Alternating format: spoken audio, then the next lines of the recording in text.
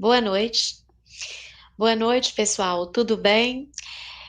Eu sou a professora Kátia Borges e hoje nós estamos caminhando para o nosso último webinário do nosso curso de docência em educação à distância. Aqui comigo na sala está a professora Sandra, que vai mediar nossa discussão hoje. Então, a Sandra vai estar na sala com a gente, vai anotar as perguntas de vocês e vai me passar durante o webinário. E juntos nós vamos agora caminhar para a última etapa do nosso curso. Passou muito rápido, né, gente? Passou muito rápido o nosso curso. Então, assim, antes de mais nada, eu queria agradecer a equipe, toda a nossa equipe. A Amanda Murta, que é a coordenadora dos cursos FIX do CEAD e FNMG, a nossa querida Orminda, que coordenou esse curso e tentou, da melhor forma possível, atender todas as demandas dos tutores e dos alunos, e sempre otimista, sempre pensando positivamente. Então, assim, uma equipe fantástica. Essa que vos fala, que sou eu, então eu tenho que agradecer a mim mesma por não ficar rouca durante os webinários, porque eu fico nervosa, né? Já falei com vocês. A maior dificuldade que eu tenho enquanto professora dando aula virtual é com a minha timidez diante das câmeras, porque eu não sou muito boa diante das câmeras, não. Eu não fui treinada para ser youtuber, né? E a nossa grande equipe, né, de professores, tutores, muito boa, a Valdeli, tutora da turma A Maria Clarice, tutora da turma B, o professor Robert, tutor da turma C, a nossa querida Andréia, tutora da turma D, Sandra, essa que está na sala comigo, toda bonitona aí, tutora da turma E Cassiane, tutora da turma F. Alguns rostos aqui já são conhecidos, né, porque estiveram nos webinários anteriores com a gente. Além dessa equipe, que vocês são rostinhos mais conhecidos de vocês, nós temos as pessoas que estavam no suporte técnico, nos bastidores, que é o Jonathan, a Eliana, a Graziele Murta, que está agora com a gente também aqui na sala, e ela que está mediando para que o áudio chegue a vocês, para que toda a tecnologia chegue a vocês devidamente, sem dificuldades, né? A Maria do Socorro e a Terezinha. Enfim, me perdoe se eu esqueci alguém, mas é que nossa equipe é muito grande. Então, assim, eu tentei colocar o nome de todo mundo aqui que estava na nossa sala lá. Nossa equipe, assim, ainda tem as pessoas que agem mais ainda nos bastidores que às vezes não aparecem, mas essas são as que estiveram com a gente ao longo de todo o curso. A todos vocês, equipe CEAD e FNG do curso Docência em AD, minha gratidão. Meu muito obrigado por estar com a gente aqui e fazer com que esse curso aconteça. Então, muito obrigada a vocês todos.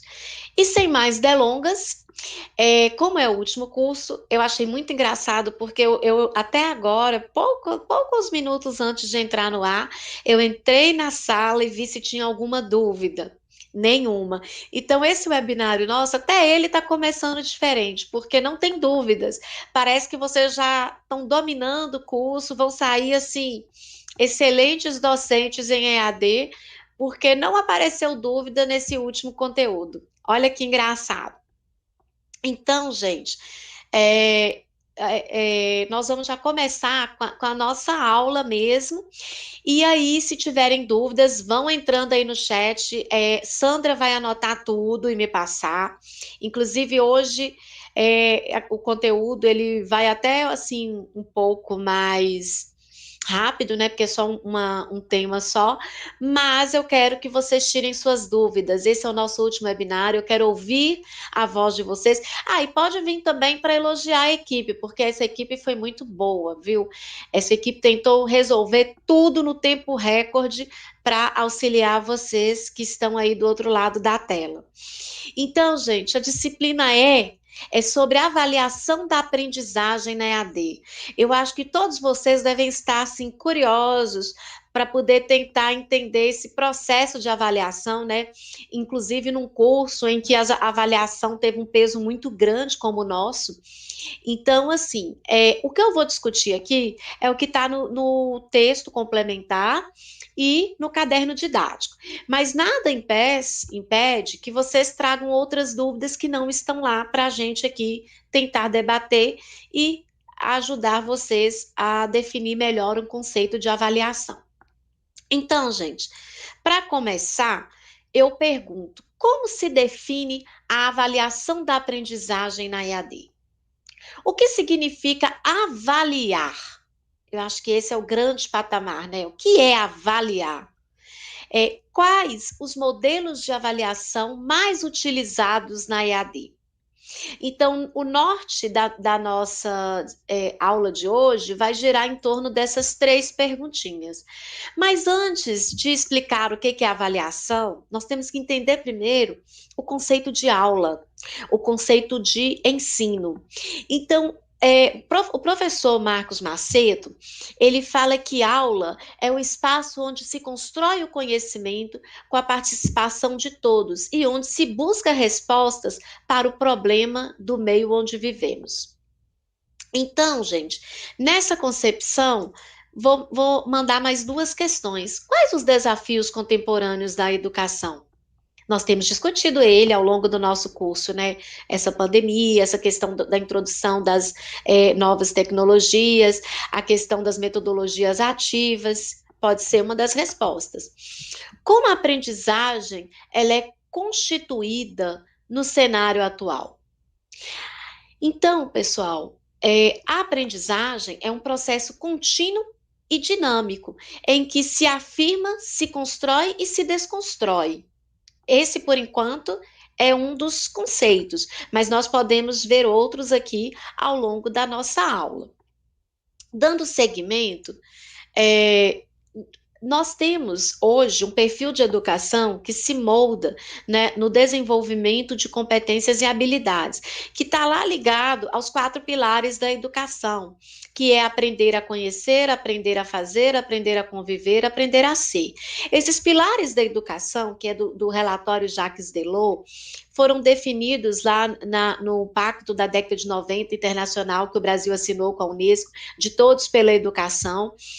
Na década de 90 foi muito importante, né? A gente já tem falado aqui para a educação brasileira, porque é na década de 90 que a EAD entra também como uma educação válida e com uma proposta de democratizar o ensino, então dela chegar a lugares onde antes não era possível, porque não dava para ter campus ou faculdades se instalarem ali. Então é na década de 90 que a gente tem esse início, esse pontapé inicial para a EAD. Então, isso aqui já foi falado. E esses pilares da educação, ele também está na EAD. Inclusive, porque na EAD, como a gente discutiu nas aulas anteriores, a grande metodologia da EAD é o desenvolvimento da autonomia do aluno, é direcionar o aluno para o autoconhecimento mediado pelo tutor. Então, nós já discutimos isso aqui em aulas anteriores. Então, esses pilares são bem importantes. Além desses pilares, pesquisando aqui para poder escrever essa aula, para poder planejar essa aula, eu achei interessante essa outra revisão desses pilares pelo IPED, para um curso de educação e pedagogia, que além de aprender a conviver e tal, ele acrescenta outros pilares. Ser, conviver, conhecer, mas, porém, transformar, recomeçar, preservar e valorizar. Então, gente, é interessante a gente repensar que a educação, ela se constrói e se reconstrói, realmente, como falou o Marcos Macedo lá atrás. E a educação, ela é um eterno aprender. Então, tudo que eu estou falando aqui, tudo que a gente vai ver nessa aula, tudo que a gente viu, se não tiver aplicabilidade e uma busca constante do conhecimento, é difícil a gente mudar o pensamento da educação. É difícil a gente inovar dentro da educação. Então, assim, nós temos que pensar que a educação ela está em constante transformação. E aí, uma das grandes críticas que há na EAD, e que essa crítica ela tem se feito por várias instituições, a EAD é à distância, o aluno não estuda. Mas por quê? Porque nós temos ainda uma mentalidade, lá na primeira matéria, lembra? Disciplina B, Fundamentos Históricos da Educação em EAD. Então, uma das críticas que tem a EAD ela não produz conhecimento porque o aluno ali, ele é autônomo, ele não consegue buscar sozinho. Então, a gente tenta desconstruir a ideia da EAD, tenta desconstruir a ideia de que a EAD é inovação. Por quê? Porque entra numa ideia, numa concepção de que a educação correta é apenas aquela com quadros giz e como era no século passado. Inclusive, como foi moldado, né, nas primeiras escolas, nos primeiros grupos escolares, no final do século XIX. Inclusive, um dos autores, o Luiz Mercado, ele fala que é interessante, né, porque quem faz essa crítica não consegue visualizar que de 20 anos, de 30 anos para cá, as tecnologias elas têm mostrado o tanto que é interessante o trabalho de novas pedagogias ativas, de novas práticas metodológicas. E esse trabalho, ele está inserido na EAD. A educação à distância, ela tem procurado inserir essas metodologias ativas, inclusive nos seus processos avaliativos. Então, a gente tem que pensar a educação como um todo e na transformação. E essa pandemia, né, que está aí, ela tem mostrado isso também. Claro que a gente vai ter que reavaliar o que deu certo, o que não deu, né, nessas novas formas de se fazer educação à distância. Mas ainda é um longo caminho a percorrer, mas nós temos que buscar esse aprendizado, mas preservar também os valores, né? E sempre estar disposto a recomeçar e a transformar e valorizar. Então, a educação nesse cenário, ela visa construir um novo olhar. Qual que é esse novo olhar? Transformação, síntese, documentação, interpretação, análise, ação, crítica e investigação. É igual eu respondi para vocês no último webinário. Não dá para saber ainda se foi positivo ou negativo esse processo da educação em casa para jovens e adolescentes. Não dá para saber. O que vai nos levar a conhecer isso? A documentação. Então, assim, uma das dicas que eu dou, documente tudo que vocês estão vendo agora, para depois, se quiserem, até fazer um projeto de mestrado em educação profissional, enfim. Mas o que vai dar para a gente analisar? A gente vê esse meio de transformação, mesmo quando depois da pandemia, quando voltar, será se vai continuar certos modelos aplicados ou não? Então, houve transformação? Não. Então, tudo isso vai ser esse olhar crítico, essa ação que a gente está fazendo agora, essa interpretação da realidade, a investigação, a análise, a síntese, tudo isso vai nos oferecer um cenário para a gente entender e construir um novo olhar da educação. E dentro desse novo olhar, encontra-se a nossa querida avaliação. Gente, tudo tem avaliação. A gente vai concorrer a um processo seletivo para professor, tutor, professor formador, tá lá no edital a avaliação. Claro que no caso tem certos lugares, por exemplo, as empresas privadas, elas fazem até uma avaliação de teste, né? Coloca o professor na frente do computador e vê se ele sabe manusear lá essas novas tecnologias. Isso é um processo avaliativo. Há outro tipo de avaliação, que é a avaliação de títulos, que compara os títulos lá dos professores, e aí aqueles que têm mais títulos sobrepõe os que têm menos títulos. E tem avaliação também de cursos ou horas de cursos de participação. Então, tem vários tipos de avaliação. A avaliação, gente, ao mesmo tempo que ela é compreendida por um ângulo como julgamento, ela é compreendido por outro como medida. Mas toda ela se contrapõe à realidade nossa atual. Não dá para fugir da avaliação na nossa realidade atual. Então, nós vamos entendê-lo aqui num processo geral. Por exemplo, nós temos os níveis de avaliação educacional. Nível mega, contexto mega. Ai, gente, estou confundindo, falando rápido, né? Desculpa. Conte... Só um minutinho. Contexto mega. O que é o contexto mega? Por exemplo, hoje a gente tem uma linha de avaliação que acontece mundialmente, que compara o ranking dos países em níveis educacionais, que é promovido pela PISA, que é um Programa Internacional de Avaliação da Aprendizagem do Estudante. Aí eles vão avaliar os níveis e vão comparar a avaliação com os níveis internacionais. No caso do Brasil, quem aplica esse programa é o Instituto o Instituto Anísio Teixeira, o INEP, que aplica essa prova aqui no Brasil para os estudantes do ensino médio. É essa prova que mede se o Brasil avançou em políticas educacionais ou não, se o Brasil está atrás, em que ranking o Brasil está. É essa prova que mede. Inclusive, o atual governo, né, ele faz até uma crítica à última prova, porque o Brasil está muito além, muito atrás de outros países considerados até em condições sociais piores que o Brasil. Mas aí por que essa comparação é feita? Porque os investimentos da Unesco, da ONU, dos países lá, na área da educação, vai depender das propostas das políticas públicas educacionais desenvolvidas no Brasil, por exemplo, para erradicar o analfabetismo, ou para a educação de jovens e adultos, ou para a inserção de pessoas com deficiências. Então, enfim, para a inclusão social em geral. Então, essa prova, ela é num contexto mega porque ela é internacional. Nós temos a prova no contexto macro. Quer ver um exemplo de prova contexto macro? O Enem. O Enem é uma prova que acontece a nível como fala, federal, né? E ele determina, a nota do Enem serve para usar, para o aluno ingressar na universidade pública. Inclusive, atualmente, todas as universidades públicas federais usam a nota do Enem. Foi um processo longo até chegar nesse uso, mas usa. Então, assim, são políticas educacionais. No caso, para avaliar o ensino fundamental, nós temos a Prova Brasil. Enfim, nós temos essas políticas no contexto macro.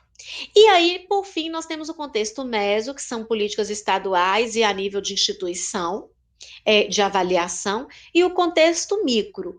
Na nossa aula de hoje, vai nos interessar esses dois últimos contextos, que nós vamos falar, por exemplo, aqui, contexto meso. O contexto meso, ele está ligado à legislação, por exemplo, da instituição. Então, no caso nosso aqui, da educação do curso de capacitação continuada em docência em EAD. Qual que é a importância da avaliação para a gente nesse curso?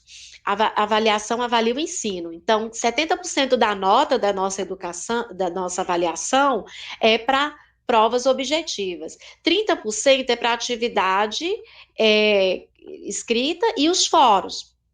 E a autoavaliação, quer dizer, 40, o restante dos pontos. Então, assim, a autoavaliação, os outros 30%. Então, essas características são culturais desse curso. Então, quem planejou o projeto político-pedagógico do curso pensou esse curso dessa forma. Então, isso é um contexto meso. A experiência educacional da instituição conta, né, nessa elaboração desse modelo de avaliação, porque talvez a instituição adotou outros modelos, não deu certo, então vamos pensar dessa forma, porque dessa forma funciona.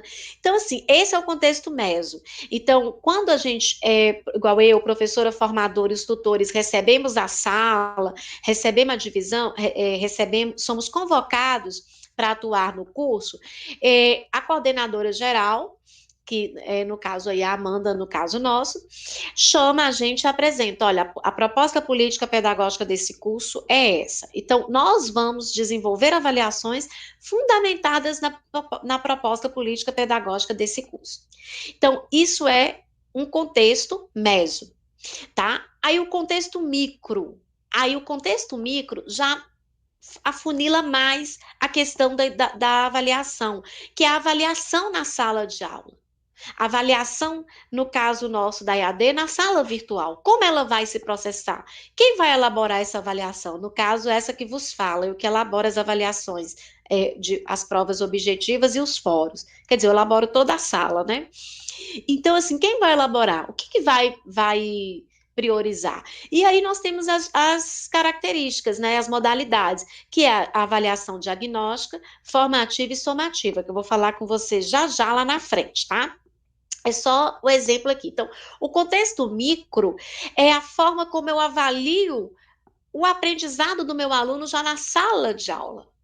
E aí, gente, é uma coisa muito importante, porque aí o professor, no caso, por exemplo, da sala de aula presencial, o professor, ele é que vai perceber se a disciplina que ele está dando está promovendo ou não o conhecimento, se o aluno está ou não aprendendo, enfim, ele é que vai avaliar se aquela metodologia de avaliação funciona ou não funciona. No caso da EAD, como eu avalio isso? Como eu vou pensar isso? Primeiro, no caso da EAD, quando eu elaboro a prova, por exemplo, escrita de vocês, a prova objetiva, eu penso na leitura, na exploração da leitura dos cadernos didáticos que estão disponibilizados para vocês e nos textos complementares. Então, eu contextualizo a prova com o que está nos textos complementares e nos cadernos didáticos de vocês. Por quê? Porque eu quero fazer com que vocês leiam, com que vocês tenham acesso ao material disponibilizado para vocês. Então, essa é uma das metodologias.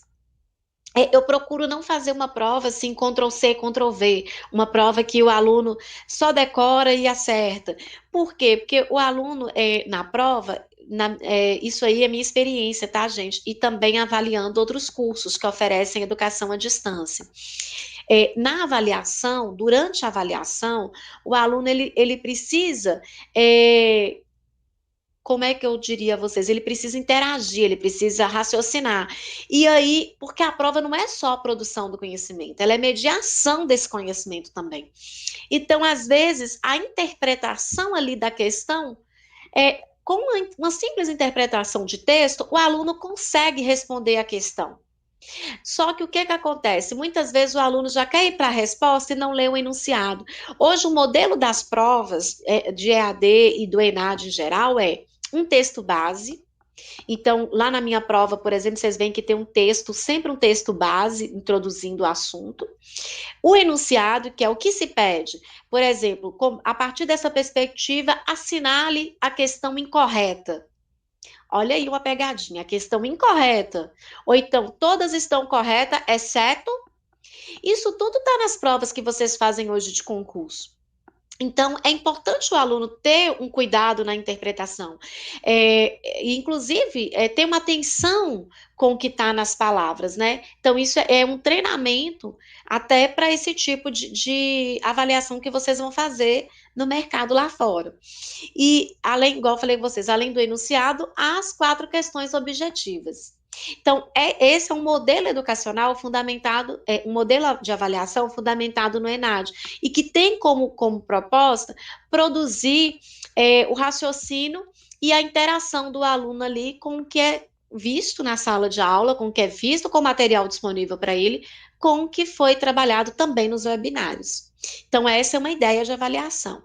E aí eu tenho cuidado, por quê? Porque se caso a pergunta não ficar muito nítida, o aluno pode não entender, ou então essa questão do cuidado na elaboração, de não repetir questões, né? Porque às vezes faz a questão e aí põe outra questão bem parecida logo abaixo. Então, você tem que ter muito cuidado. Geralmente, quando eu vou elaborar provas, eu levo em média uns 2 dias para cada prova, porque eu penso essas provas assim detalhadamente. Então, isso é um cuidado que o professor tem que ter ao elaborar a avaliação, ao pensar a avaliação. Com os fóruns do mesmo jeito. Eu imagino assim, que fórum pode promover mais um debate? Que tipo de pergunta eu vou colocar aqui que vai fomentar o debate? Então, tudo isso é um processo avaliativo dentro da EAD.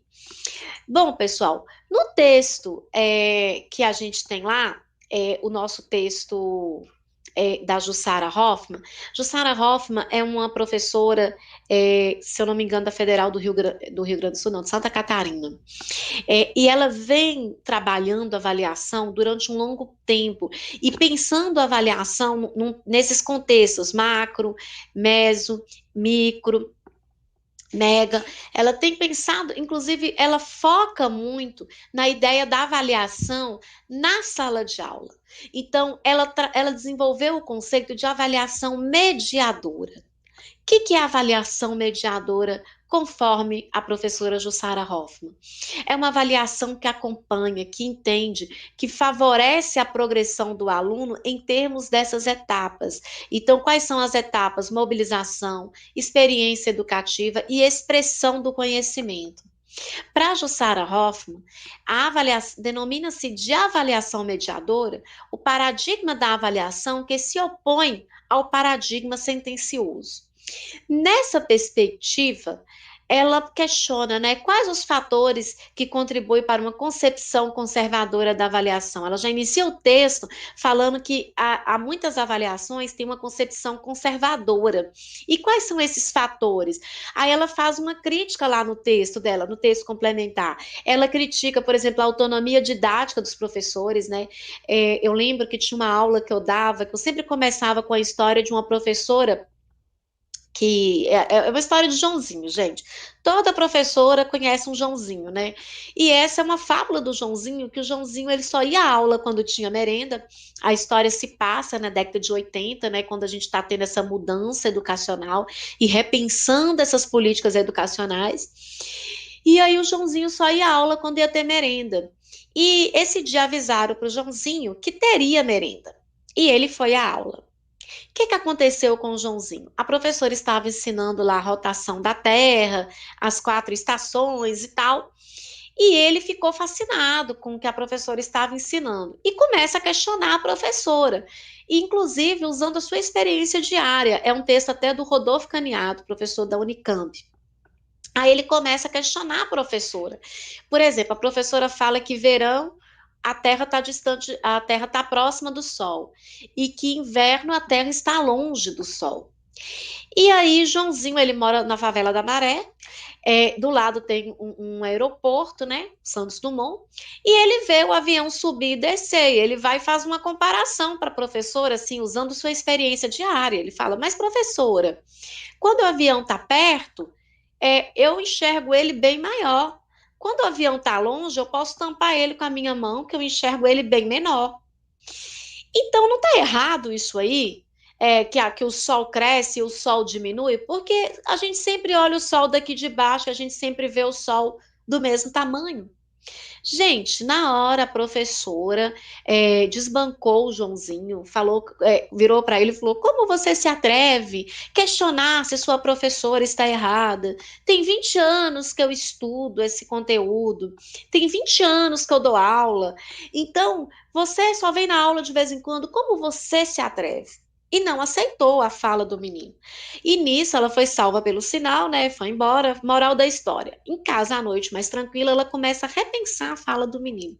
E repensar a ingenuidade dela enquanto professora, o que foi importante esse texto, que é um texto bem reflexivo, de impor sua autonomia didática, né? E não ouvir uma simples experiência diária que o menino tinha, o Joãozinho tinha, que fazia todo sentido. Então, gente, o Caniato, quando ele escreveu esse texto, a ideia dele era fazer a gente refletir nossas posturas em sala de aula perante a educação, perante a avaliação. E a autonomia didática, ela é importante, mas ela não pode ser preponderante na elaboração de uma avaliação. Você tem que estar aberto ao novo, pensar esse novo, tá?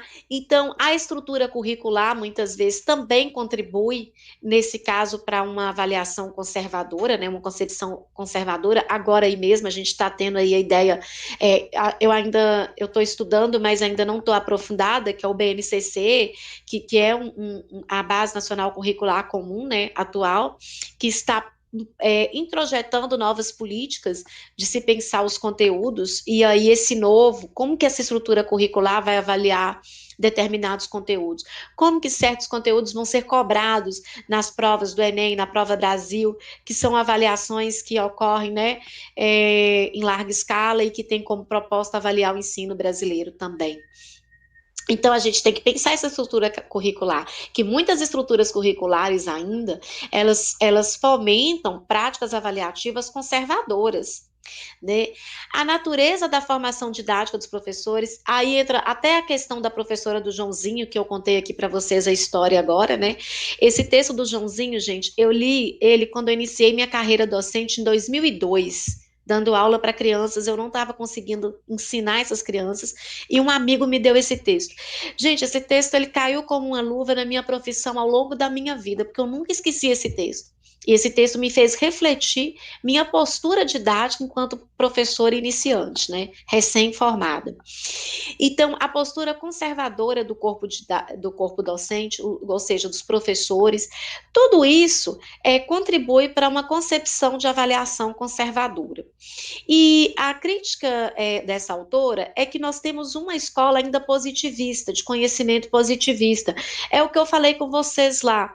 A escola pensada do século XIX, ela adentrou o século XX, ela entrou no século XXI, e agora ela não se sustenta mais nesse século XXI. Ou seja, não sei se vocês sabem, mas quando foi criada lá a escola, com o quadro negro, o professor na frente, os alunos sentados enfileirados, tem toda uma política ali de normatização dos corpos. O Luciano Figueiredo, professor da UFMG, ele trabalha isso, ele chama a normatização dos corpos. Então, sentar reto, eu lembro que quando eu era criança que eu sentava de qualquer jeito, a professora, olha, você vai ter problema na coluna, você tem que sentar reto olhando para frente, senão você vai ter problema. Então, tudo isso vem de uma política educacional do século XIX e que entrou no século XX. O quadro na parede, inclusive havia, né, até pouco tempo, assim, havia lugares que ainda tinham um tatame junto com o quadro para o professor ficar mais alto, para ele conseguir visualizar a turma inteira. Eu lembro quando eu dei aula no cursinho, eu ficava em cima desse tatame, né, mas também eu sou baixinha, né, gente, então eu precisava dele, não era para eu ficar superior, não. Então essa política, esse conhecimento positivista da educação, ele é um conhecimento, assim, que ele contribui ainda para essa concepção conservadora, né? Quando a gente tem certos políticos que vai nessa onda revisionista do negacionismo e vai lá e fala, olha, não precisa o aluno aprender isso, ele tem que aprender a somar e a escrever só. Então, é uma concepção conservadora. E a Jussara Hoffmann, ela faz toda essa crítica. Ela fala que a prática avaliativa de observação de dados, ela é importante, mas ela não pode ser a única para definir uma avaliação. Isso aqui, essa prática avaliativa de observação de dados é o que a gente chama de avaliação somativa, né? Tem nota, passou, não tem nota, e aí não se questiona se o que levou aquele aluno a não ter a nota, foi dada a ele todas as oportunidades, deu uma recuperação ou não deu. Então, assim, nós ainda somos muito bebês, eu falo nossas políticas educacionais, embora a LDB vem e institui uma nova ideia de política educacional, mas nós ainda estamos muito presos ao método avaliativo do século XIX, que é somativo. Nós ainda estamos presos. Nós temos que repensar essas políticas, sim. E a avaliação mediadora, ela propõe esse repensar essa política, à medida que a autora, ela entende que nesse tipo de avaliação há uma relação dialógica entre ação, reflexão e ação novamente. Então, a professora do Joãozinho lá, na hora, ficou nervosa com o Joãozinho refutando a fala dela. Porém, ela teve uma ação, à noite ela teve uma reflexão e provavelmente no outro dia ela ia repensar a sua ação. Inclusive, o texto termina com ela questionando, né? Será se eu aprendi errado? Ou será se eu estou repetindo apenas o que está no livro didático? Inclusive, gente, é bem interessante, a gente tem até que questionar o livro didático, né? Que é um mercado em expansão, mas é um mercado que muitas vezes não visa a reflexão. Então, temos que ver isso também. Então, a avaliação mediadora, ela passa a exigir do professor uma relação epistemológica com o aluno, ou seja, ele tem que conhecer, aprofundar sobre a realidade daquele aluno também. O diálogo é mais amplo e complexo e até mesmo dispensa a conversa. Refletir a respeito da produção do conhecimento do aluno para encaminhá-lo à superação, ao enriquecimento do saber, significa desenvolver uma ação avaliativa mediadora. E nessa perspectiva, acompanhar é responsabilizar-se pelo aprimoramento do aluno, pelo seu ir além. É claro que na EAD ainda algumas práticas são novas, então a gente pode não ver essa mediação como um todo, apesar que o trabalho dos tutores nesse momento de mediação é fundamental e é excelente. Então, assim, na EAD, a gente ainda está engatinhando nos processos avaliativos, porque muda também a perspectiva de avaliar, né? Como eu vou entender o meu aluno se a minha relação com ele, dialógica, é só uma avaliação, quer dizer, ela ocorre por meio assíncrona, né? Ou síncrona. Então, como eu vou mediar o meu conhecimento, a minha avaliação com esse aluno? Então, ainda é um desafio e a gente ainda está aprendendo como fazer. Bem, pessoal, esse é o texto, a ideia central do texto da professora Jussara Hoffmann. Antes de partir para os demais, para a continuidade da nossa aula, eu gostaria muito de ouvir a professora Sandra, ver se já tem aí, professora, mensagens, né, para a gente, o que os alunos estão achando do nosso último webinário, que está meio assim saudosista, eu não quero nem acabar ele hoje, acho que eu vou entrar aqui até meia-noite, me desculpa. Então, boa noite, professora Kátia, boa noite a todos, boa noite à professora Orminda, aos meus queridos alunos da turma E. Estou muito feliz de estar aqui nesse momento, ajudando, auxiliando a professora Kátia numa discussão de tão grande importância como é a questão da avaliação, que é complexa e atemporal, haja vista que ainda suscita debates muito importantes dentro do contexto da educação. Bem, professora, nós temos algumas colocações, alguns questionamentos e também temos um elogio. Olha que bom, a Kathleen Daiane está dizendo que ela está gostando bastante do webinar, eu também estou, está bacana demais, está top, está muito legal.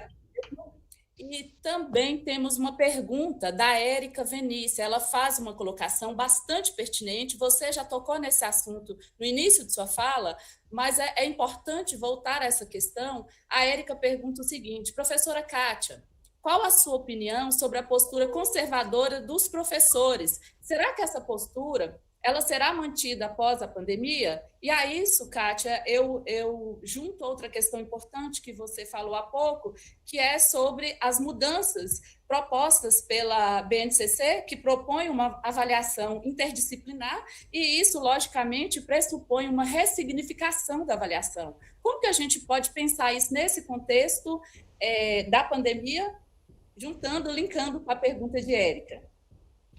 Ok. Olha, são duas perguntas capciosas, né? Eu tenho que tomar cuidado aqui. Olha, minha opinião sobre a postura conservadora é o seguinte, deixa eu pensar que, assim, olha, na realidade, gente, nenhum professor, ele é pronto e acabado. Igual essa história que eu contei para vocês aí do Joãozinho, é só uma das histórias da nossa que a gente enfrenta, né, no nosso dia a dia. Às vezes o professor, ele tem uma postura conservadora porque talvez o novo não foi apresentado para ele. Ou às vezes esse novo foi apresentado, mas ele teve resistência em aceitar o novo. Nós temos muita dificuldade, na história a gente chama isso de história das mentalidades. Às vezes muda a política, muda a economia, muda o governo, muda tudo, e a gente ainda continua, ou a religião, ou a diversidade entra em vigor, e a gente ainda continua preso com valores lá dos nossos ancestrais, dos nossos antepassados, e vai mantendo esses valores. Igual, por exemplo, a educação no regime militar, que era uma educação voltada para estudos de educação moral e cívica, né? Aí muita gente fala, tem que voltar, o aluno tem que aprender a adorar a pátria. Sim, mas será se tem que voltar ou não pode ressignificar esse amor à pátria de uma outra forma? Então, a gente tem muito dentro da história uma ideia de história das mentalidades. E essa história das mentalidades, ela impede que o novo chega, quer dizer, a mentalidade, ela continua presa ao passado e ela não impede que esse novo chegue. Então é muito difícil falar se eu concordo ou não com a postura conservadora, porque aí eu vou ter que fazer um estudo desses professores, perceber em que situação se deu a formação deles, se essa formação deles ela aconteceu de forma continuada, porque a nossa LDB 9394/96, ela fala lá que o professor tem que associar teoria e prática, ou seja, ele forma, mas ele vai ser um eterno aprendiz, ele tem que continuar na educação continuada, né? Ele sempre tem que estar inovando e aprendendo. Só que isso nem muitas vezes é possível para alguns professores. Às vezes tem professores que formam ali, igual eu tenho colegas que talvez formaram comigo há 20 anos atrás e que nunca mais fez nenhum curso, entraram na educação e estão ali aprendendo com a prática da vida diária e mantendo seus valores lá presos à época que ele formou. Então não dá para eu opinar assim se eu concordo ou não. Dá para eu falar com vocês o seguinte: é bom estudar, ver o meio e tentar fazer inserções aos poucos, porque você também não muda uma postura conservadora do outro da noite para o dia. Mas você pode ali apresentar para ele o novo, sem propor que ele rompe rapidamente com o que ele está habituado. Tá bom? Agora, com relação ao BNCC, nossa, é um problema, viu, Sandra? Porque a BNCC, para começo de conversa, né? Ela não foi discutida com um processo de congressos educacionais, como foi a LDB. A LDB, não sei se vocês sabem, mas houve todo um processo, o Brasil participou de fóruns internacionais, houve fóruns municipais, fóruns regionais, fóruns nacionais, até chegar na proposta fechada da LDB 9394/96. Então, foi uma lei criada de diretrizes e bases, inclusive foi a nossa terceira lei, né? Todo mundo pensa que foi a primeira pela sua inovação, mas a gente teve 3 leis na história das políticas educacionais brasileiras de diretrizes e bases. Nós temos uma lei em 61, nós temos outra lei de diretrizes em base em 71, 61, 71 no regime militar, e depois a gente tem a LDB 9394/96. Mas o que mostra essa LDB 96 tão inovadora? Porque ela ouviu democraticamente todos os envolvidos no processo educativo. O BNCC, ele não ouviu. Ele era uma proposta que estava lá no plano decenal de educação brasileira, que é um plano que veio com a LDB, né, que a cada 10 anos o Brasil tinha que reavaliar, quer dizer, o Brasil tinha que elaborar um plano para a educação a cada 10 anos, ou seja, o que se espera da educação nos próximos 10 anos? Aí, depois, mais 10 anos. Então, era uma meta das políticas educacionais, dos acordos que o Brasil assinou. E o BNCC, que é a Base Nacional Curricular Comum, estava previsto nesse plano decenal de educação. Porém, ele não foi colocado de forma democrática. E houve uma... como é que chama, gente? Eu estava com a palavra na cabeça aqui, um decreto de lei. Lembrei. Ele foi colocado no governo Temer por um decreto. Não houve uma votação para colocá-lo. Foi colocado num decreto e foi estabelecido que as escolas, agora em 2020, teriam que se adaptar e seguir igualmente o BNCC. Inclusive, a propaganda do MEC é que a escola privada e a escola pública ia ser igualzinho, porque o mesmo ensino que tinha em um ia estar em outro. Inclusive, agora vai ser tudo igual. O que não foi, porque a pandemia vem e dá um banho de mudanças no processo educativo. O próprio estudo do BNCC que estava ocorrendo nas escolas, ele agora está ocorrendo de forma remota, mas ainda não está tendo aplicabilidade, né? E a gente está repensando essas novas políticas aí, então não dá para falar muito delas. O que dá para falar é que ela vai ter uma mudança, ou seja, vai como diz, reavaliar, igual a proposta lá dele para avaliação é a avaliação interdisciplinar, que já é algo que já vem acontecendo. O próprio Enem, ele é interdisciplinar, né? No Enem não tem a prova de história, tem a prova de ciências humanas, que é interdisciplinar ali. Então, vai haver mudanças, mas eu acho que agora, como houve a pandemia, até essas políticas estão meio que paradas e vai ter que ser retomadas para ressignificar. Mais alguma pergunta? Ah, Kathleen, obrigada.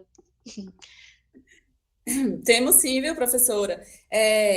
Retomando essa questão da pergunta da Érica, professora Kátia, eu imagino que a pergunta dela foi o seguinte: o professor, né, o professor tradicional, ele costuma ter uma postura conservadora. Então, se você acredita que após a pandemia, essa postura ela vai mudar, imagino que ela está dizendo, olha, nós, professores, nós fomos surpreendidos, né?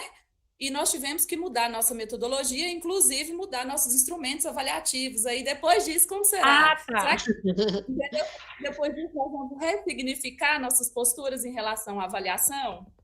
Com certeza. Eu brinco, né? Eu falo que o Brasil ele cresceu em épocas de crise, né? Na Primeira Guerra Mundial, ele não tinha como importar, ele desenvolveu sua indústria de base.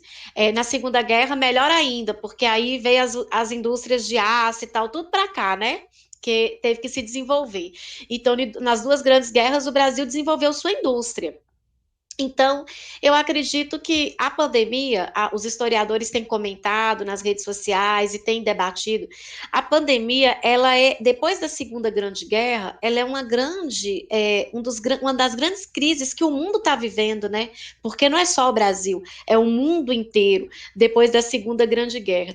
Então, com certeza, essa postura conservadora, ela vai ser ressignificada, porque, igual eu falei com vocês, pós a pandemia, a gente vai ter que reavaliar o que deu certo e o que não deu.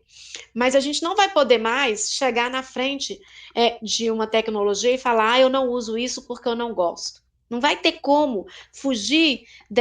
Eu, por exemplo, vou ter que fazer curso, né, para aprender a enquadrar certinho no vídeo. Eu tô brincando, gente, né? Não vai para tanto, né? Mas, assim, depois da pandemia, a gente vai ter que repensar isso também, de como avaliar, de como introduzir essas novas metodologias com o uso dessas pedagogias ativas. Né, porque isso não tem como fugir mais. Apesar que a gente via antes da pandemia alguns professores inovando, né, fazendo. Mas agora esses que são resistentes à mudança, com certeza vão ter que se aprimorar. E vai ser importante, talvez, para eles repensarem, né, as suas posturas como professores. Sim. Prosseguindo, professora Kátia, nós temos alguns comentários dos nossos alunos. A aluna Elisângela Maria, ela faz um comentário que ela já foi vítima de muitas pegadinhas no que se refere à construção de avaliações, então que os professores normalmente eles colocam muitas pegadinhas, tipo exceto, e ela, por falta de atenção, acabou que saiu prejudicada por não prestar atenção, que é uma questão interessante a se pensar, se discutir. Será que nós, enquanto professores, nós devemos evitar esses termos para que o aluno ele não possa ser induzido ao erro? Temos uma outra colocação da Eliane Souza, que ela concorda com uma fala sua anterior, onde você disse que, normalmente, o aluno ele vai direto na questão sem interpretá-la, sem dialogar com a pergunta, o que também acaba que prejudica no entendimento, né? E a se chegar a uma resposta, certo? O nome da primeira, dessa questão do erro? Elisângela Maria. Ah, tá. É só porque eu anotei aqui e coisa. Olha, Elisângela e Eliane, bem pertinente as perguntas. No caso do exceto, Elisângela, não tem problema. Inclusive, nas normas de elaboração de avaliação do ENAD, exceto, incorreto, pode ser utilizado. É tanto que o exceto ele é utilizado em caixa alta para o aluno, para chamar a atenção do aluno. O incorreto também, muitas vezes, em caixa alta, no formato caixa alta. Então, pode utilizar sim, apesar que o aluno, às vezes, não lê direito e aí vai já para o erro. Mas é porque nas provas objetivas, as provas objetivas não há muito Onde é que você trabalha a questão dissertativa? Nos fóruns, que você pode argumentar, colocar lá os seus pontos de vista, os seus argumentos, claro que embasados numa leitura, né? Não pode ser nunca o Ctrl+C, Ctrl+V, que fica feio, mas embasado numa leitura, você vai pôr ali sua opinião, seu ponto de vista. Agora, na prova objetiva, para medir o conhecimento, você tem que levar o aluno a interpretar. E aí o exceto, o incorreto, não é para induzir o erro, é para ver se ele está interpretando, se ele está fazendo a leitura da questão como um todo. Porque muitas vezes ele não faz essa leitura, ele não faz essa interpretação. Às vezes, nos cursos que eu fiz, por exemplo, para elaboração de prova do ENAD, durante um período eu fiz alguns cursos, lá fala, às vezes no enunciado, está a própria resposta na interpretação do texto lá do enunciado, está a resposta. Então, assim, ler com cuidado o enunciado, porque talvez você não precisa nem recorrer à apostila na hora, porque no enunciado já está a interpretação ali da questão. Então, não é para induzir ao erro, é justamente para induzir a leitura, porque na avaliação a gente está cobrando competências e habilidades. E uma das competências é a leitura e o desenvolvimento dela, né, no decorrer. E realmente, Eliane falou lá repete o que Eliane falou, que agora eu me perdi.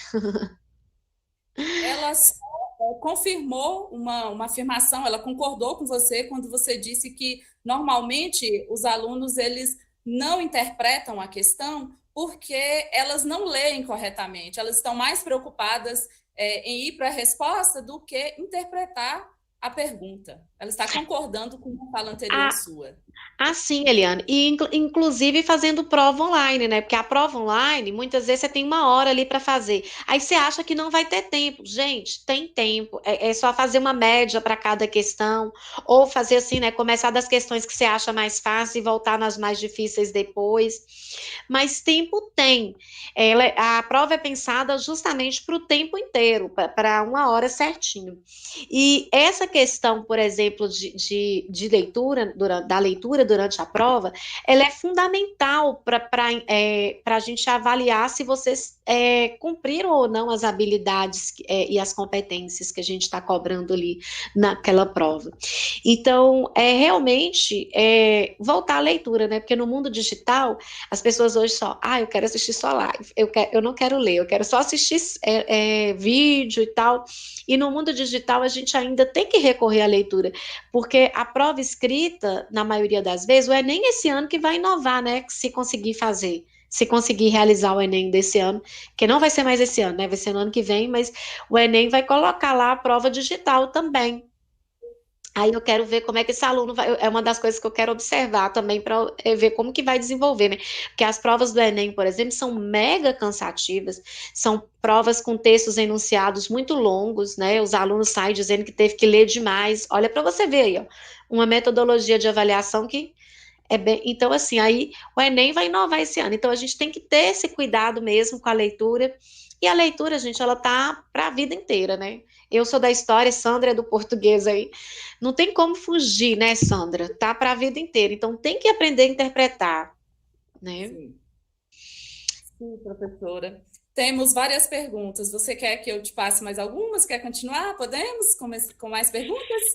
Eu vou fazer o seguinte, eu vou voltar para encerrar, quer dizer, para encerrar a parte dos slides e volto para as perguntas para a gente fazer a finalização, que a gente já está caminhando para 8 horas. Então aí eu volto, porque a gente tem uma tolerância de 10 minutos, assim, depois, né, das 8. Tá bom? Tudo bem. Só um Nós temos minutinho. uma pergunta muito interessante sobre a avaliação mediadora, que voltaremos a ela depois, porque realmente ela dialoga bastante com o que você disse há pouco. Tá bom, Sandra. Até daqui a pouco. É. Então, gente, vamos caminhar aqui para a finalização dos slides e eu volto lá às perguntas de vocês, que eu sei que esse tema é polêmico, esse tema mexe com a gente, até porque, como a gente está professor, a gente tem que estar o tempo todo se preparando, né, para avaliar, e não é fácil avaliar. Então, a avaliação no sistema de educação à distância. Aqui, eu vou contar com as autoras, a Maria Cristina Barbosa e a Maria das Graças Mota Mourão, que são as autoras do caderno didático de vocês, que está disponível lá na disciplina E. na plataforma. O que que elas vão falar dessa educação, dessa avaliação na EAD? Para começo de conversa, elas começam com a mesma postura, né, citando inclusive a Jussara Hoffmann, falando das novas tendências pedagógicas. Ela fala lá a importância dessas novas tendências, que a avaliação dentro dessas novas tendências pedagógicas, ela tem que ser transformadora, ela tem que ser abrangente, ela tem que desenvolver todo o processo educativo. Então, elas concordam com a fala da Jussara Hoffmann. E aí, volta de novo a ideia da Jussara Hoffmann, reflexão transformadora da ação. Então, a ação educativa ela tem que estar nesse patamar. Então, ao longo da sua história, a avaliação vem sendo utilizada principalmente como uma atribuição de notas, com o objetivo de promover ou aprovar o educando. E aí, na EAD, ela vem sofrendo mudanças, essencialmente em relação à concepção do que é avaliar. Então, os docentes ainda têm muitas dificuldades, como eu falei com vocês, a serem enfrentadas, entre as quais avaliar os aspectos qualitativos, porque a avaliação ela tem que ser quant, mas ela tem que ser quali também. E na EAD ainda é um processo em construção esse método qualitativo de avaliar. Então, a avaliação ela é uma construção do conhecimento. Então, confiança na possibilidade dos educandos construírem suas próprias verdades e valorização de suas manifestações e interesses, e ela compreende as interações, o pensar e, fundamentalmente, a construção do conhecimento, tá? Metodologia de avaliação online. Ela tem que possibilitar a avaliação formativa do aluno, por isso que eu faço a questão lá com enunciado, coloco o texto base, coloco o primeiro texto base, né? Ah, gente, uma coisa que eu ia falar com vocês. O texto base hoje, não sei se vocês lembram, mas as provas anteriores colocava assim: leia o texto abaixo, em seguida responda o que se pede na questão. No enunciado hoje, não precisa mais responder o que se pede na questão. Só um minutinho, gente. Pessoal, tô na aula aqui. No enunciado hoje, o que acontece? Não precisa mais falar assim, olha, leia o texto abaixo. A gente já entende que ao pôr o enunciado lá é para ele ser lido. Então, nos cursos de avaliação que eu fiz, eles falavam assim, ó, fica parecendo que a gente entende, que acha que o aluno não está interpretando. Então, se a gente coloca para ele, leia o texto, em seguida responde o que se pede, a gente entende que o aluno não está interpretando, né? Então, não precisa mais colocar isso. Então, você só coloca o texto base, em seguida, o enunciado, que é o que você quer da questão, e em seguida, as opções objetivas, tá? Então, possibilitar ao aluno a avaliação formativa baseada no acompanhamento e orientação da participação destes no desenvolvimento de tarefas individuais do grupo. Então, nesse momento, a mediação do professor-tutor, ela é fundamental. Por quê? Porque ela favorece uma avaliação contínua de como os estudantes interpretam os conceitos e os significam, promovendo a autonomia e a troca de ideias. Tá bom? A avaliação, nesse sentido, ela é uma prática educativa, mas ela é uma atividade política também. Então, como eu falei com vocês lá no início da nossa aula, a avaliação, ela vem de uma proposta política. Então, cada curso tem uma proposta política, pedagógica lá. Então, ela é uma atividade política, porque ela está no PPC do curso, mas ela é uma atividade prática também. E aí, ela não se restringe unicamente à mecânica de atribuição do conceito de nota, ou nota. E como atividade política, ela está ligada a concepções, visões de mundo e valores. No caso aí, ela é uma atividade política que está prevista no BNCC, que está prevista na Lei de Diretrizes e Bases da Educação. Então, ela vai estar muito fundamentada nos valores que essas leis defendem. Tá? E aí nós temos os autores, né, que é o Lito e Formiga, que vai estar citado lá pelas autoras no texto, que vai falar da avaliação como mecanismo de apoio e de contínua motivação no processo de construção do conhecimento. Temos o Dia Sobrinho, que vai falar que a avaliação, muitas vezes, ela tem uma intencionalidade educativa, né? Então, ela é um instrumento de controle e modelagem praticado pelo poder político e pelas organizações coercitivas. O Dia Sobrinhos aqui, ele até faz uma ponte, né, com as ideias de Althusser, quando Althusser fala que a educação é um aparato ideológico do Estado. Então, se é um aparato ideológico do Estado, ele serve ao Estado, então muitas concepções avaliativas têm muito a ver com as concepções políticas que a gente tem, né? Nós temos o Barros e Amaral, que vai falar que são desafiantes as ideias avaliativas na EAD, propor ideias avaliativas, concepções avaliativas na EAD. E nós temos o Gusso, que vai falar da complexidade da avaliação, como que ela é complexa, como que é difícil avaliar, então como é difícil pensar novas técnicas avaliativas, pensar novas políticas avaliativas. Então, ele vai falar disso lá, então eu aconselho vocês a prestar atenção nessa parte e reler esses autores citados lá, pelo menos os trechos citados pelas autoras. Tá? E aí nós temos a ideia da avaliação, dos círculos de avaliação que as autoras colocam. O que esses círculos de avaliação eles vêm propor? Eles vêm propor a concretização das intenções articuladas em busca de melhoria na qualidade da educação. E aí, essa concretização, ela se dá por 3 eixos: dialogar, conhecer e decidir. Então, é fundamental esses 3 eixos nesses círculos de avaliação. E a gente tem também uma ideia de avaliação, né, proposta pelas autoras, que é a avaliação como método, como mecanismo, como procedimento e como instrumento. Tudo isso tem como propósito o ensino-aprendizagem contínuo e sistemático. Então, seja na coleta de dados, seja na definição de metas e passos a serem seguidos. A proposta é sempre única: o ensino contínuo e sistemático, ok? Dentro dessa perspectiva, nós temos lá o que eu citei para vocês, as funções da avaliação, né? A avaliação diagnóstica, por exemplo, ela se refere à identificação do nível inicial do conhecimento dos estudantes na área. Então, eu vou fazer, igual eu falei com vocês, pós a pandemia, o que nós vamos ter que fazer pós a pandemia?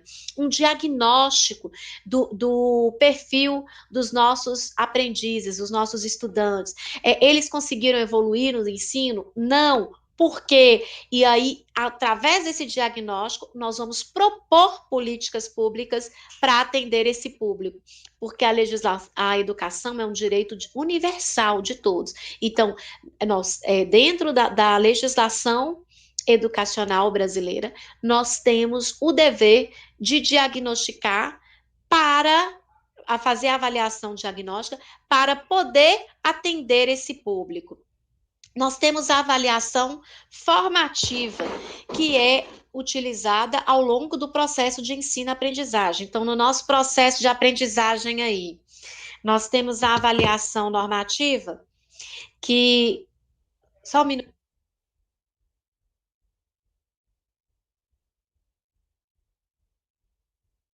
Oi, gente. Desculpa, é porque eu tive um probleminha aqui. A avaliação formativa, ela é utilizada ao longo do processo de ensino. Então, na EAD, aqui, nosso curso, nós tivemos avaliação em fóruns, avaliação em atividade avaliativa, nós tivemos avaliação online. Então, todas essas avaliações, ela foi ao longo do nosso processo, né? E ela serve para formação, ou seja, o próprio nome já diz, ela forma, ela é uma avaliação preocupada com a formação e o aprendizado. E a somativa, ela é uma avaliação que objetiva oferecer uma visão global de modo reunido, né? Então, dos resultados alcançados, igual no caso lá que eu falei com vocês, o PISA, né, que é uma avaliação internacional, ela é somativa, porque ela quer ver os resultados alcançados nos níveis de aprendizagem. Então, é um exemplo de avaliação somativa. Todas essas avaliações, elas fazem parte do processo educativo, elas estão inseridas no processo educativo. E aí, como eu falei com vocês, o locus avaliativo é o novo modus avaliativo, no caso da EAD. Por que é o novo modus avaliativo? Porque a gente tem diversas ferramentas, que eu estou trabalhando elas com vocês aqui desde a disciplina A, que são os fóruns, os chats, a ferramenta de postagem das atividades, a prova. Nesse curso a gente não trabalhou o portfólio, mas a gente tem também como trabalhar. O artigo a gente não trabalhou, mas tem também como trabalhar a montagem de um artigo na plataforma AVA, né?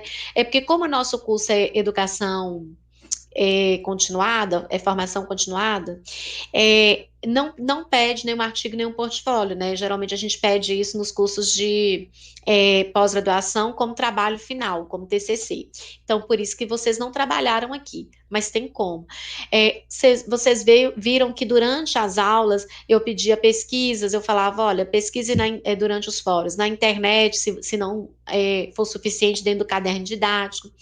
Entrevistas podem ser feitas, outros de acordo com o conteúdo. Então, a avaliação aqui na EAD, ela é um novo modus avaliativo e ela vai ser desenvolvida de acordo com o conteúdo a ser trabalhado. Vocês viram que no último conteúdo da disciplina D, eu pedi lá um vídeo, né? Você agora é o professor, então monte um vídeo ou um áudio e apresente uma metodologia. Então, por quê? Porque ali a gente estava trabalhando o profissional docente da EAD, né? E agora, nessa nova disciplina nossa, o que a gente está trabalhando nessa nova disciplina nossa? Os modos avaliativos. Então, na atividade avaliativa, o que eu estou pedindo agora? Para vocês separarem lá algumas ferramentas do AVA e montar atividades avaliativas em cima dessas ferramentas. Mas vocês é que vão montar. Pode montar uma prova, Kátia? Pode montar uma prova. Claro que uma ou duas questões, né? Porque não vai dar tempo de montar as 10, mas pode montar uma questão de prova dentro dessa perspectiva. Então é isso, gente.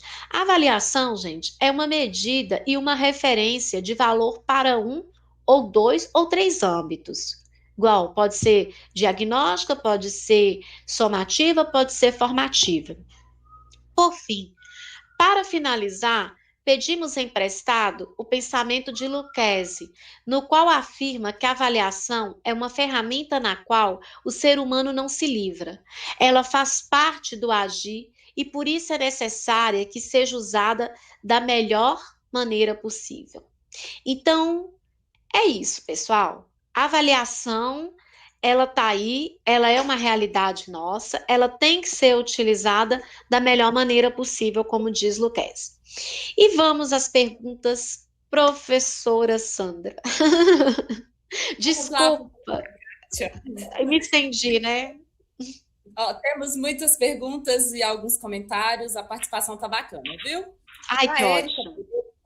Tá legal, Kátia. A Érica Pereira, ela questiona, professora Kátia, será que a avaliação mediadora, na prática, ela funciona? Como é que a gente vai fazer para isso funcionar? Porque normalmente os professores eles têm cada vez mais turmas, mais alunos, então ela acha que isso fica no plano das ideias. Como é que acontece isso, professora Kátia? Aí o Marcos Machado, que participou aqui bacana, efetivamente, no chat, ele coloca, ele acredita que isso pode acontecer sim, que há relatos, há casos que acontece, que há sucesso sim, mas é preciso o apoio geral da gestão escolar. Enfim, professora Kátia, funciona? A avaliação mediadora, na prática, ela funciona? Alexandre e Érica, é isso? Érica e Marcos Machado.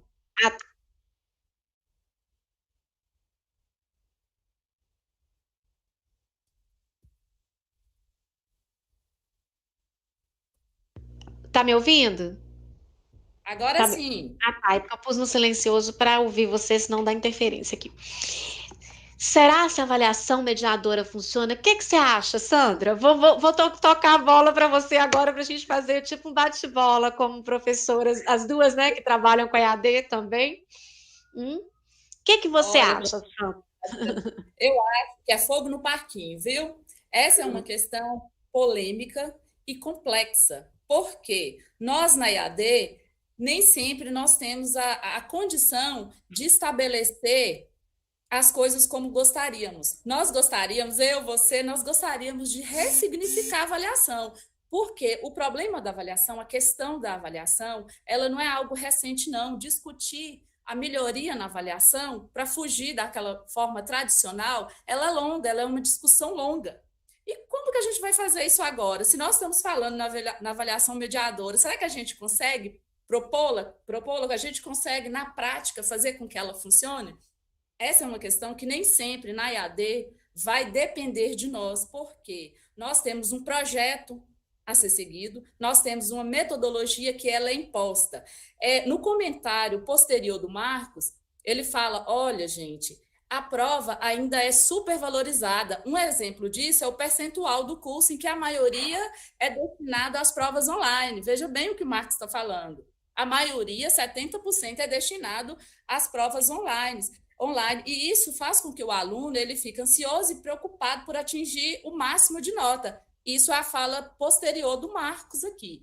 Então, ele está dizendo que isso deixa com que o aluno possa trabalhar outras habilidades. Ele está colocando de lado outras habilidades. Por exemplo, ele disse que já fez um outro curso que eles tiveram a oportunidade de elaborar textos, mapas, fazer vídeos, o que dá oportunidade para o aluno de expressar sua subjetividade. Então, qual é a nossa dificuldade? Nós temos uma metodologia, um projeto que prevê que o nosso curso tem que ter um instrumento avaliativo baseado nessas premissas. Você não concorda comigo, professora Kátia? É igual eu falei que você falou o termo correto, é fogo no parquinho mesmo.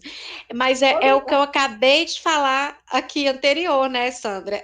A gente ainda tem um longo caminho para desenvolver metodologias qualitativas na avaliação da EAD. É tanto que as autoras do Caderno 1 e a própria, no caso, a Jussara Hoffmann foi só uma introdução sobre avaliação, ela não fala de avaliação na EAD, não. Mas, assim, as autoras do Caderno 1, os autores que elas trazem lá, fala isso, a complexidade, a dificuldade ainda de desenvolver, porque a EAD, embora ela foi criada lá no final da década de 90, ela é nova para a gente. E agora, com essas mudanças todas, ela continua mais nova ainda, porque a nossa legislação, muitas vezes, ela vem de cima para baixo. É igual o BNCC, igual eu falei com você, não houve uma votação e criou o BNCC e caiu como paraquedas na nossa cabeça. Então, nós vamos ter que adaptar. Então, isso ocorre muitas vezes na EAD também. Muitos programas, eles são desenvolvidos para atender uma certa modalidade de curso, e aí, muitas vezes, a gente não consegue ter autonomia para mudar essa realidade. E a avaliação, gente, ela tá para a vida toda. A Jussara Hoffmann fala, ela é uma cultura, ela tá para a vida toda. Qualquer processo que você vai fazer, ainda que seja um processo só de seleção de títulos, ele é avaliativo. Então, é difícil. Agora, a avaliação mediadora, eu posso te falar que na aula presencial, com determinados segmentos, ainda é possível. No ensino médio, não. Eu não acredito que no ensino médio seja possível, não. Porque o ensino médio já vem aquela loucura toda. No caso, por exemplo, daqui nós, né, de Montes Claros, a gente tem o Unimontes e tem o país. Então, o menino no ensino médio já é preparado para o país e para o Enem. E o país, como é seriado, cada ano ele tem que ter um. Então, ele já vai sendo treinado para tirar boas notas no país, no caso. No ensino fundamental, a gente ainda consegue fazer a mediação, mas isso tem que ser um esforço muito grande, muito, eu diria que até muito inovador. Eu tenho visto, acompanhado alguns procedimentos, igual do professor Tiago Hatz, né, que de Curitiba, ele criou um game usando o Google Formulários. E esse game, ele chamava lá o Conselho do Rei. Ele foi trabalhar absolutismo com os alunos, e aí ele criou uma série, eu até citei isso lá, acho que nos primeiros fóruns, para os alunos seguirem. Ele criou uma série de perguntas para os alunos, fazendo os alunos se sentirem conselheiros do rei, né, no absolutismo, só que aí não era certo ou errado, não. Se o aluno guiasse o rei, por exemplo, para um caminho que não era legal dentro do absolutismo, aí ele falava, bom, seu rei aqui vai perder o poder, porque você guiou ele de forma errada. Mas não tinha certo ou errado, era um trabalho de gamificação, sabe? Ele foi guiando, e, gente, isso ficou famoso no Brasil.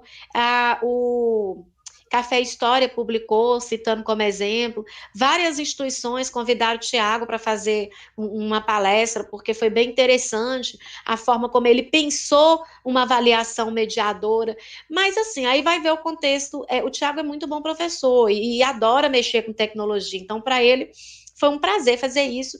E ele trabalha também numa rede privada, então ele tem alunos que vão ter acesso também àquele game, aquele Google Formulários, né, e preencher ali os conselhos do rei para explicar. Só que assim, aí a gente tem que pensar se isso é possível na escola pública também, se isso é possível em determinadas realidades educacionais. Então, é bem complicado, Sandra. É muito complicado. Eu falo que é muito lindo ainda na teoria, mas na prática a gente ainda tem que exercitar um pouco mais. Exatamente. É o que Marcos ele vem colocando aqui no chat, algumas colocações muito pertinentes e muito importantes para pensarmos nesse contexto. Ele coloca aqui, nós temos um curso de 200 horas, nós podemos dizer que vocês nos conhecem em algum grau para que vocês possam pensar uma avaliação mediadora? O Marcos está certíssimo. Depois ele coloca, a avaliação diagnóstica ela é fundamental. Como fazê-la com qualidade nos cursos da EAD, professora Kátia?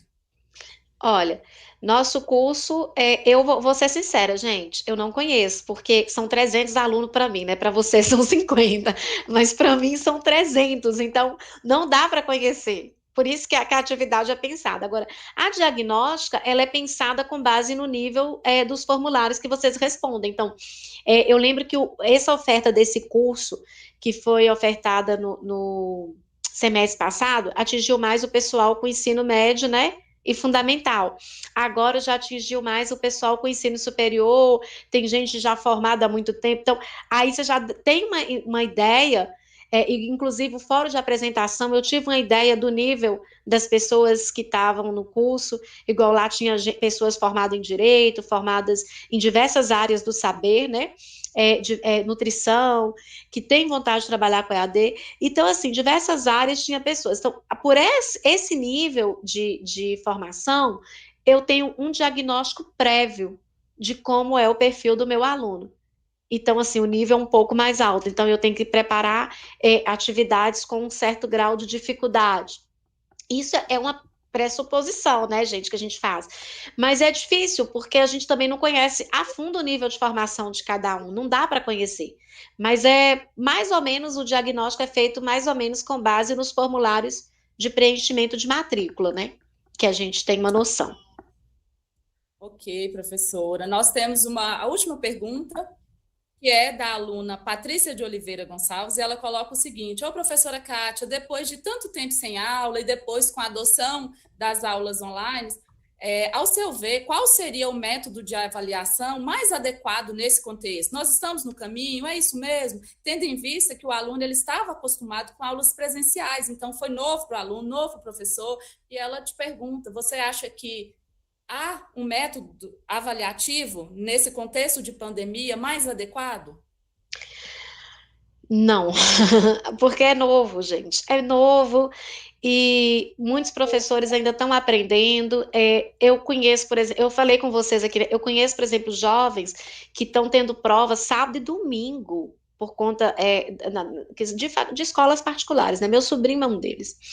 Então, jovens que estão tendo provas online o tempo todo, que estão estressados porque tem que acordar cedo e seguir essas aulas aí.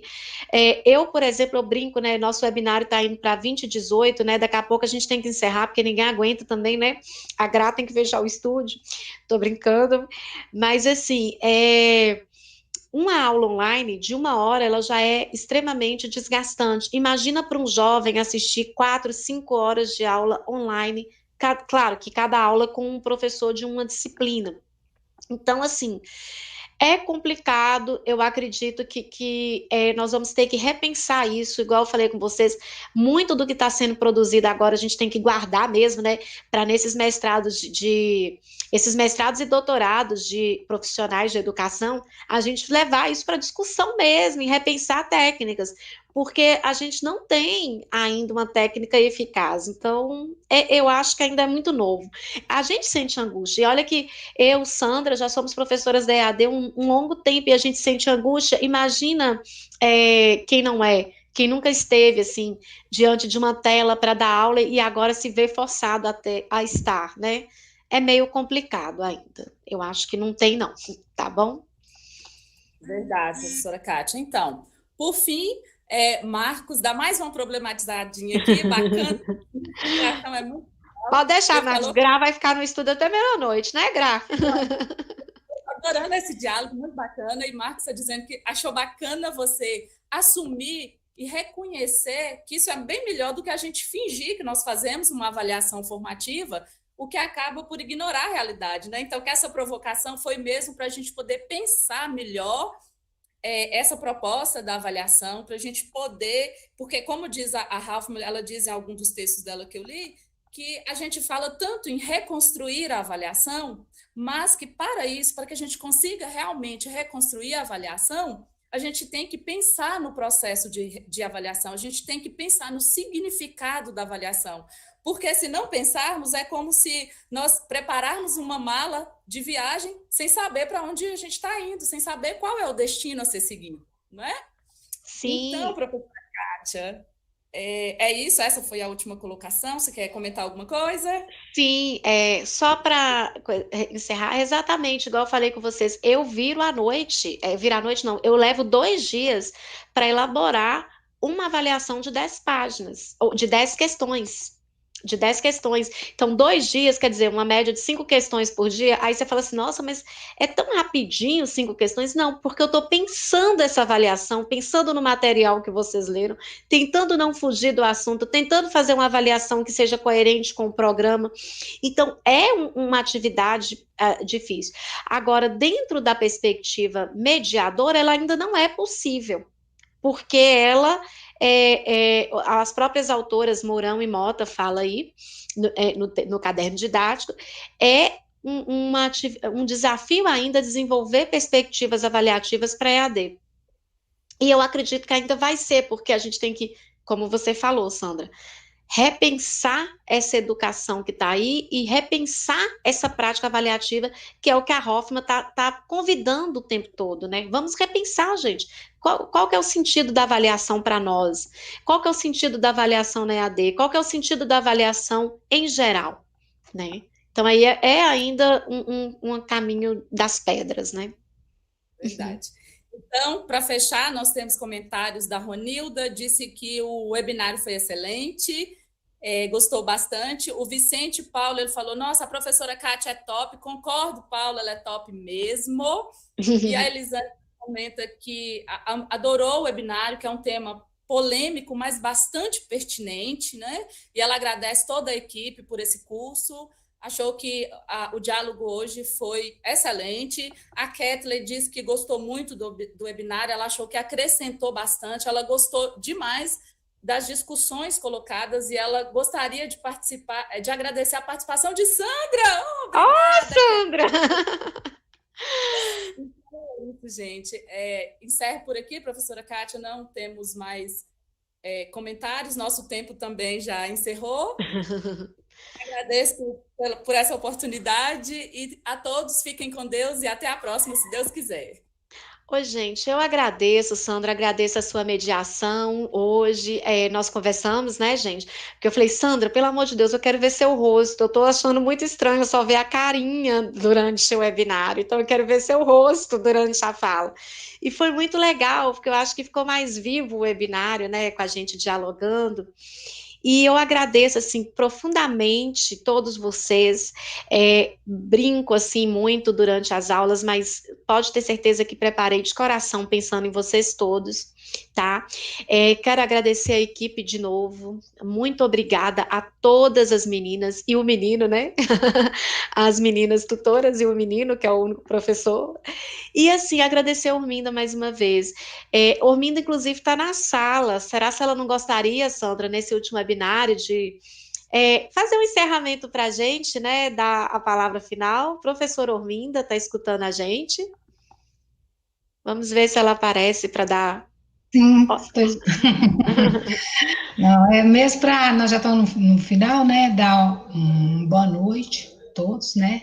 Agradecer a presença, agradecer a equipe pelo trabalho, né? A gente vem fazendo e finalizando agora com êxito, muito satisfeita, e é isso mesmo, né? É um desafio a avaliação, tanto na modalidade presencial como à distância.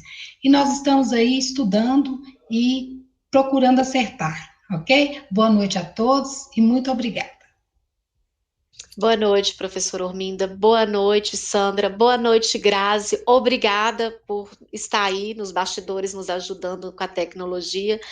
Boa noite, alunos. Espero encontrar vocês até a próxima, num dos nossos cursos do SEAD, né? De novo. E obrigada pelos elogios, obrigada por tudo, tá bom? Obrigada. Fiquem em casa. Tchau. Tchau.